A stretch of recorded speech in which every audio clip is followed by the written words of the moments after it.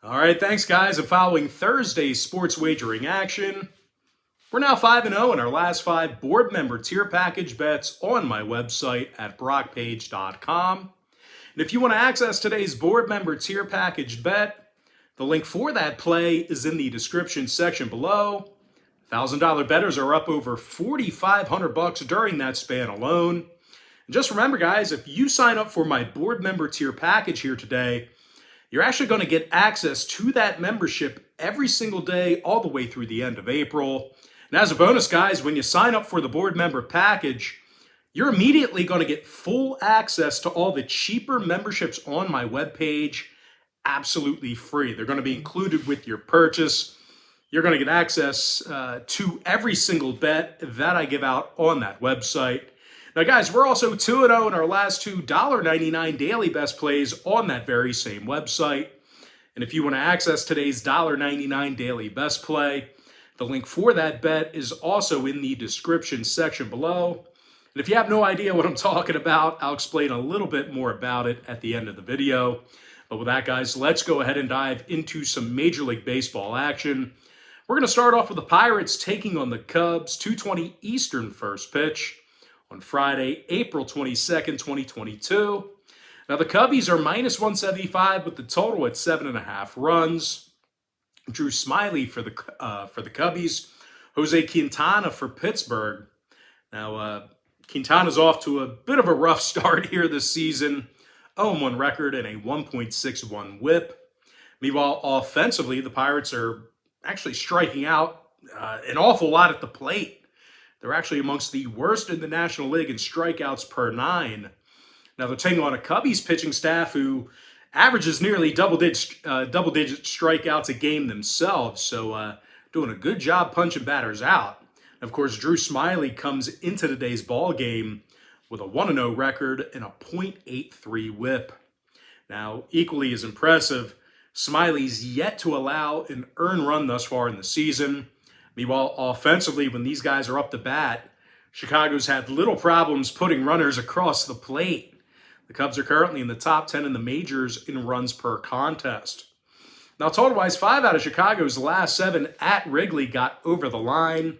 They also averaged nearly 6 runs a game in their last 10 meetings with the Pirates. And speaking of Pittsburgh, 6 out of those 10 head-to-head meetings with Chicago I just mentioned did get over the posted totals. So if you're into historical trends, you certainly want to think about that, about those factors there. I'm going to go ahead and lean toward Chicago minus 175 in the over 7.5 runs. Next matchup, it is going to be Cardinals taking on the Reds, 6:40 p.m. East. St. Louis is minus $1.35, totals 8.5. Steven Matz for St. Louis, Hunter Green for Cincinnati. Now, Green's had some issues with earned runs in the early going here. He actually comes into today's ball game with a 4.35 ERA. And no real surprise here as the Reds are allowing a lot of runs per contest. And they currently rank in the bottom 3 in opponents' batting average. Now, they're taking on a Cardinals lineup who loves to pound the baseball themselves. These guys are currently amongst the best teams in the National League in scoring on average per contest. And they're also in the top 3 in the majors in home runs. Now, Nolan Arenado, he's hitting .405 with 5 home runs and an OPS of 1.349. Meanwhile, Tommy Edmonds also hit 3 home runs himself, along with a batting average of .342. Now, starting pitcher Steven Matz, he takes the mound here today for St. Louis. He already has a win under his belt, along with 11 strikeouts and just over 8 innings of work. Now, total-wise, guys, 5 out of St. Louis's last 7 road games did fall under the posted number. Meanwhile, 5 out of Cincinnati's last 6 fell under the total of 8.5 runs themselves. I'm going to lean towards St. Louis minus 135 and the under 8.5. Next contest, it is going to be Brewers taking on the Phillies, 7:05 Eastern first pitch. Philadelphia is minus 130, totals 8 runs. Ranger Suarez for the Fightins, Freddie Peralta for Milwaukee. Now, Peralta struck out a bunch of batters in the early going here. Actually, 10 batters in just 7 innings of work thus far. And as a matter of fact, this Milwaukee pitching staff is fanning nearly 10 batters a game. They're averaging almost double digits, and they're also amongst the leaders in the National League in opponents' batting average. They're taking on a Phillies team who's arguably got the worst pitching staff in the NL East right now. These guys are allowing nearly 5.5 runs a game. And they're also in the bottom 10 of the league in OPS. I guess it's probably between them and Washington, who has the worst pitchers right now. And speaking of pitching, Ranger Suarez comes into today's ball game with a high ERA of 5.87, along with a pretty bad whip of 1.96. Now, total-wise, 6 out of Philly's last 10 meetings with Milwaukee did get over the number. So if you're into historical trends, plenty of overs to go around. And as far as this season's concerned, 4 out of their last 5 outings got over the line as well. Now, Milwaukee, on the other side of things, they went 4-2 to the over in their last 6 on the road this season.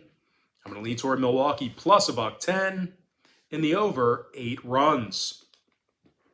Next contest, Giants Nationals, 7:05 Eastern first pitch. Both teams are minus $1.10 with the total at 9. Tyler Beede possible for San Francisco. Patrick Corbin for the Nats. Now, Corbin's off to a pretty bad start here this season. 0-2 record and a 7.50 ERA.